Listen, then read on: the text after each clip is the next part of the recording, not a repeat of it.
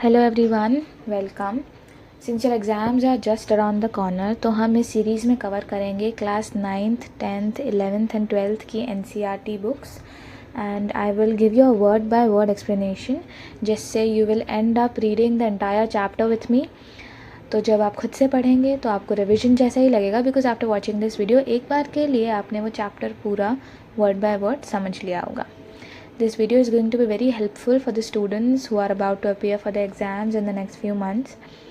And at the end of every chapter मैं एक MCQ या one word question की एक list भी provide करूँगी, तो आपको बस वो देखना रहेगा, रिवाइज करना रहेगा before your exams.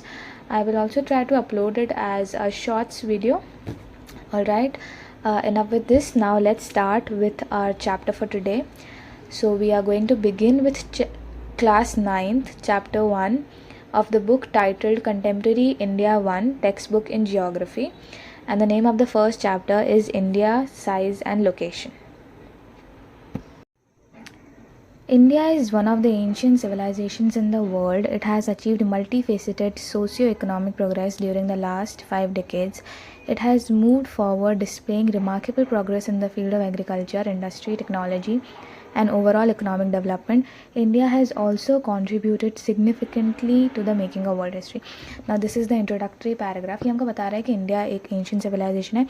We know that. You must have read about it in history कि India is the part of Indus Valley civilization और Harappan civilization.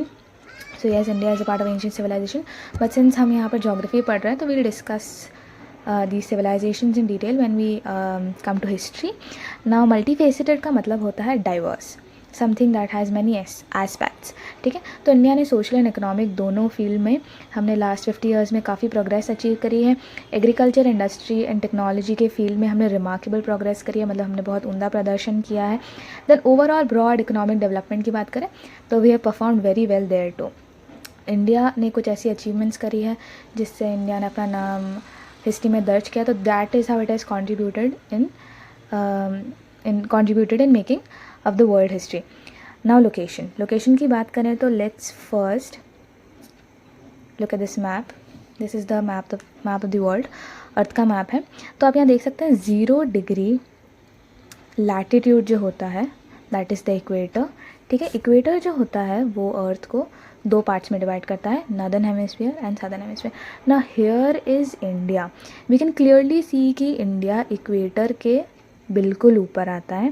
That is India lies completely in the northern hemisphere. उसमें भी अगर हम देखें तो it lies in the east.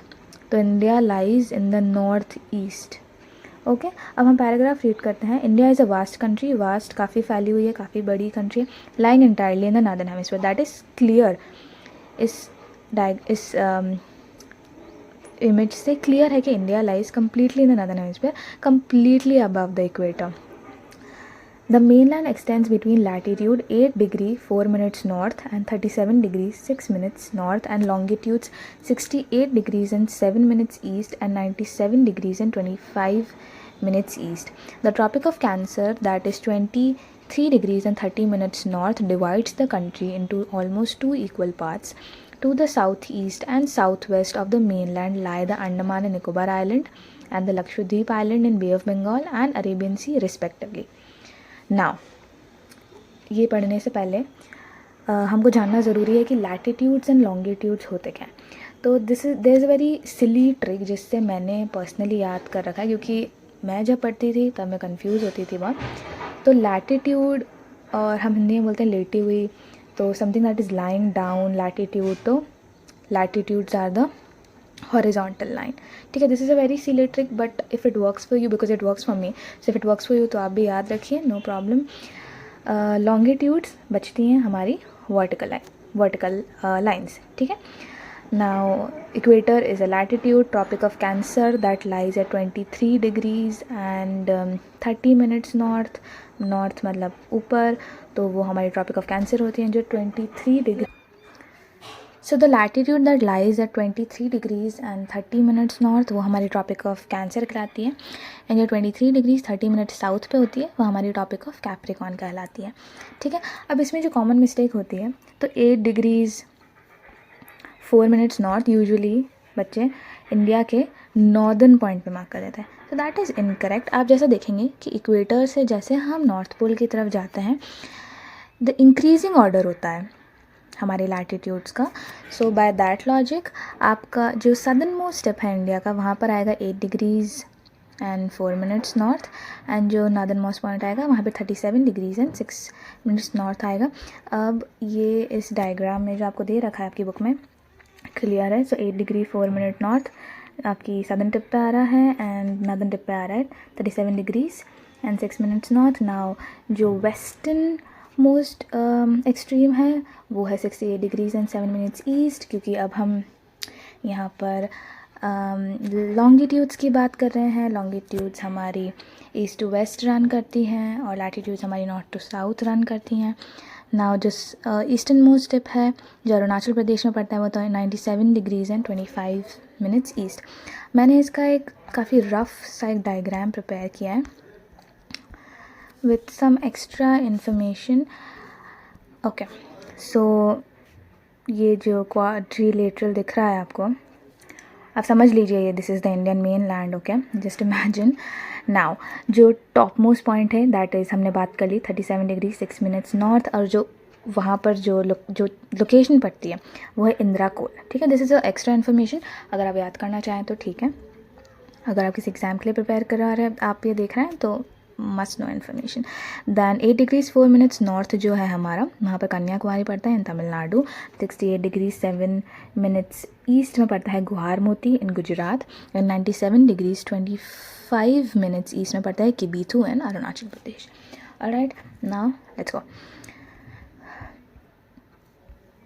हमने बात कर ली है tropic of cancer 23 degrees 30 minutes north, tropic of capricorn है 23 डिग्रीज़ एंड 30 मिनट्स साउथ। जो ट्रॉपिक ऑफ कैंसर होता है वो हमारे इंडिया को ऑलमोस्ट 2 इक्वल पार्ट्स में डिवाइड कर, यू कैन सी ये है हमारा ट्रॉपिक ऑफ कैंसर, ये इंडिया को ऑलमोस्ट 2 इक्वल पार्ट्स में डिवाइड कर रहा है। करेक्ट। अब यहाँ पर ये बात करें अबाउट आवर आइलैंड्स। सो आपको पता है इंडिया मेनलैंड जो है उसके दोनों तरफ आइलैंड्स पड़ते हैं। करेक्ट। तो जो आइलैंड हमारे साउथ ईस्ट में पड़ रहा है हमको, जो साउथ वेस्ट में पड़ रहे हैं वो है लक्षद्वीप आइलैंड्स, और जो हमें साउथ ईस्ट में पड़ रहे हैं वो हमारे Andaman and Nicobar islands. Okay, यहाँ पे आपको एक बॉक्स में एक्स्ट्रा इन्फॉर्मेशन दे रखी है। The southern most point of the Indian union is Indira point that got submerged during the tsunami of 2004। ना आप कंफ्यूज हो सकते हैं कि अभी तो हमने जो पढ़ा सदर्न मोस्ट पॉइंट वो था हमारा Kanyakumari in Tamil Nadu. So that is the southern most point of the Indian main land.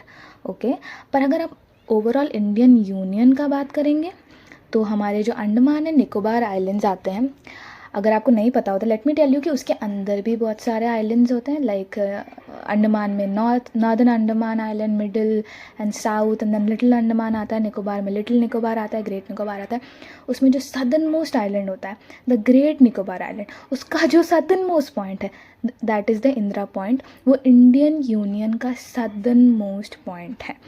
Alright, Indian mainland का southern most point would be Kanyakumari. Second heading है size. The land mass of India has an area of 3.28 million square kilometer. India's total area accounts for about 2.4% of the total geographical area of the world. Now, जो India का land mass का area है, मतलब area of the land India का, वो है 3.28 million square kilometre, और ये 3.28 मिलियन स्क्वायर किलोमीटर है वो अकाउंट करता है पूरे टोटल वर्ल्ड के जोग्राफिकल एरिया का 2.4%. From figure 1.2 it is clear that India is the 7th largest country of the world.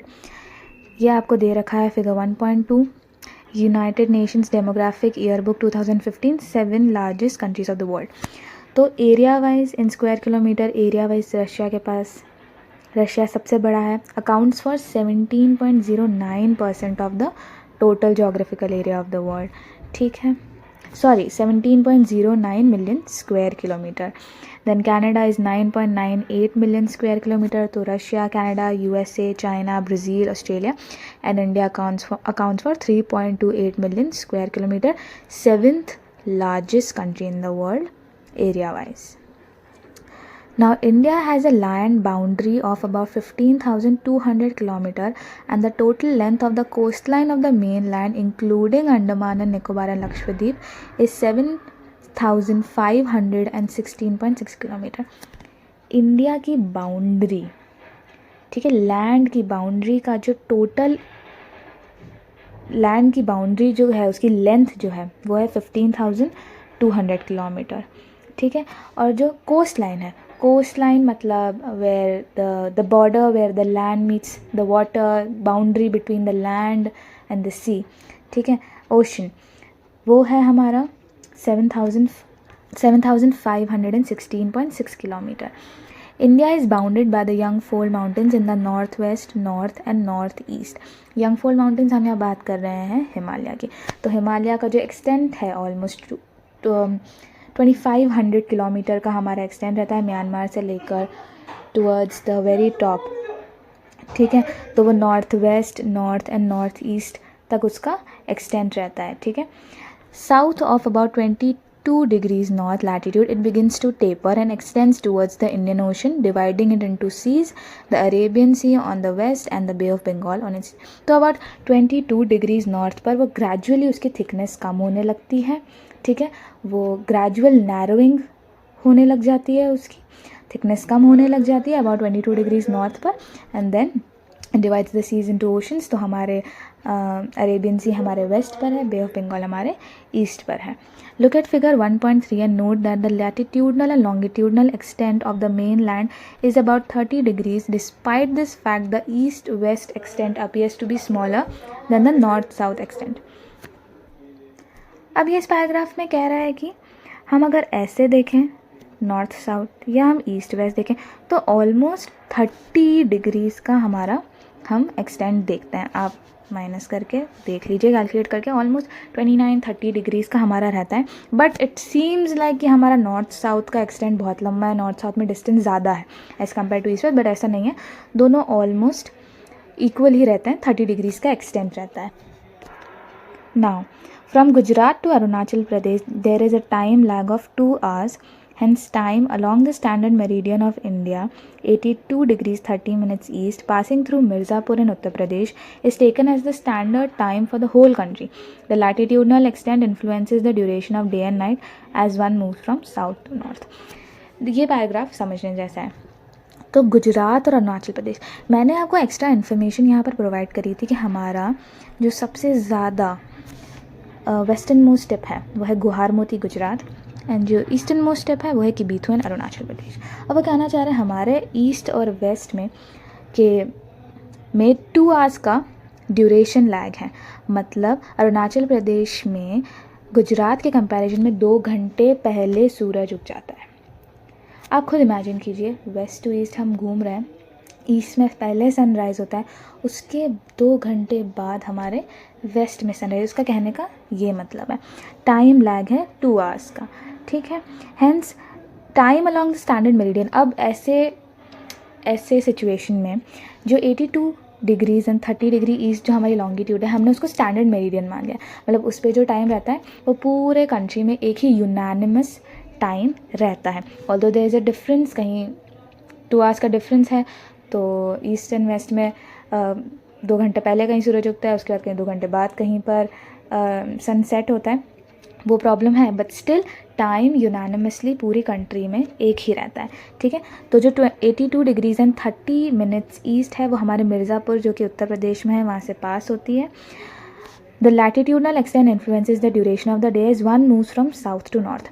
Now ये बता रहा है क्योंकि इक्वेटर पर जो रेज आती है सन की वो डायरेक्टली आती है, तो वहाँ पे ऑलमोस्ट इक्वल ड्यूरेशन रहता है डे और नाइट का. ड्यूरेशन का मतलब अवधि या पीरियड या फिर कितने घंटे दिन है कितने घंटे रात है. तो जो इक्वेटर पे वो ड्यूरेशन ऑलमोस्ट इक्वल रहता है, मतलब 12 hours का डे एंड 12 hours का नाइट ऑलमोस्ट इक्वल, राइट. तो जो कंट्रीज़ इक्वेटर के पास में है उन पर कंपेरेटिवली ज़्यादा डायरेक्टली सनलाइट पड़ रही है as compare to the countries या as compare to those points जहाँ जो फार्दर अवे है इक्वेटर पे. तो जैसे जैसे आप नॉर्थ की तरफ जाते जाते हैं सन की स्लैंटिंग रेज आप पर पड़ती है, तो duration between the day and night थोड़ा ज़्यादा हो जाता है, थोड़े लंबे रातें छोटे दिन, ऐसा दिक्कत रहता है. पर जो हमारे इक्वेटर के पास है वहाँ पे ऑलमोस्ट इक्वल ड्यूरेशन रहता है। अब इससे रिलेटेड एक क्वेश्चन भी है, why 82 degrees east has been selected the standard, क्योंकि हमको कंट्री में एक यूनानिमस टाइम चाहिए था, दैट इज़ वाई हमने 82 डिग्रीज 30 मिनट्स ईस्ट, जो ऑलमोस्ट इंडिया को 2 east and west equal parts में डिवाइड कर रही है, वो हमने उसको एज मिर्ज़ापुर उत्तर प्रदेश से पास हो रही है, उसको हमने हमारा स्टैंडर्ड मेरिडियन लिया है, ठीक है। Why is the difference between the durations of day and night hardly felt at Kanyakumari but not so in Kashmir. Kanyakumari मैंने आपको वापस एक्स्ट्रा इन्फॉर्मेशन दी थी, सबसे सदर्न मोस्ट टिप है, राइट, तमिलनाडु में पड़ता है। तो क्योंकि वो इक्वेटर के पास है as compare to the location जो कि कश्मीर में है, कश्मीर इज़ ऑलमोस्ट 37-6 डिग्रीज, तो ऑलमोस्ट हम मान लेते हैं 35-40 degrees away from the equator है, ठीक है। And Kanyakumari is 8 degrees away from the equator, तो वहाँ पर डे और नाइट के ड्यूरेशन में कम डिफरेंस होता है, ठीक है, ऑलमोस्ट दोनों इक्वल होता है, ठीक है, almost I am saying, right. Then जो कश्मीर में है वो because it's almost 40 degrees away, वहाँ पर duration of day and night ज़्यादा फील होता है।